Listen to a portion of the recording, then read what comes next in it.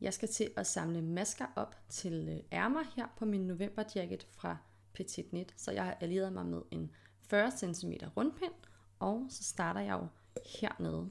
Og alt efter hvilken størrelse vi strikker, der er det lidt forskelligt, hvor mange masker vi har slået op her i ærmegabet. I min størrelse, der har jeg slået 3 op, så det er den her retmaske, den her vrang og den her ret.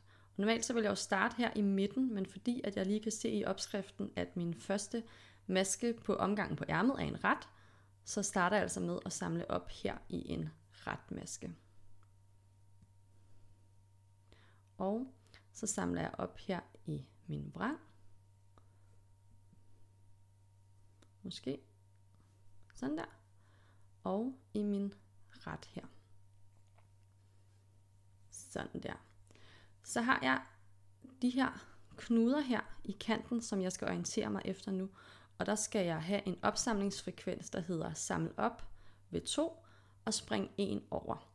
Så jeg kigger lige på mit arbejde her. Jeg kan se, at jeg har den første knude her. Så jeg samler op her ved siden af den, eller sådan under den. Og igen har jeg en knude her. Samler op her. Så springer jeg den her over og hopper herover i stedet for. Samler op i den. Og her ved den næste. Og springer den her over og hopper herover.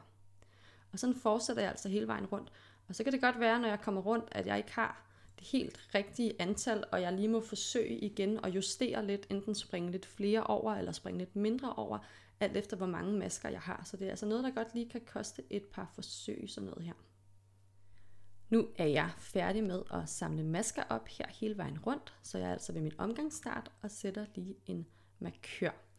Og nu skal jeg til at etablere min patent, og vi skal jo strikke patent på rundpind nu, som er lidt anderledes end når vi strikker frem og tilbage, fordi hver anden pind er en vrangpind. Men på den første pind her, der skal jeg altså bare etablere min patent ved at strikke en ret, omslag, løsdag, en ret, omslag, løsdag, en ret. Nu er jeg næsten tilbage ved omgangens start. Jeg mangler lige at give et omslag og tage den sidste maske løsdag.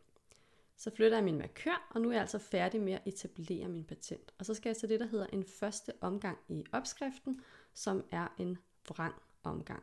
Så det vil sige, at nu har jeg den her maske, der er en retmaske. Den ligger alene, så den skal have et omslag og tages løsdag. Så har jeg en maske her, der ligger med omslag.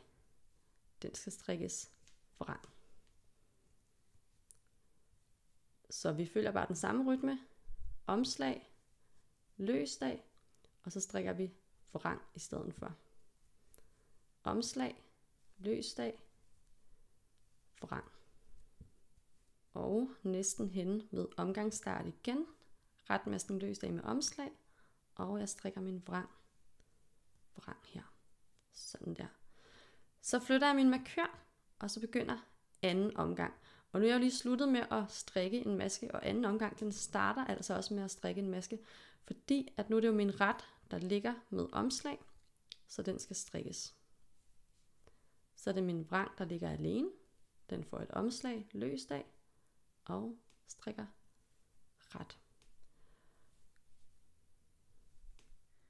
Nu er jeg næsten henne ved omgangens start igen, og vil bare lige vise overgangen fra en ret omgang til en vrang omgang.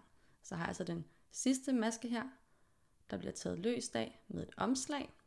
Så flytter jeg min markør, og så har jeg min ret liggende her alene. Så den her omgang starter altså også med et omslag og en maske løsdag.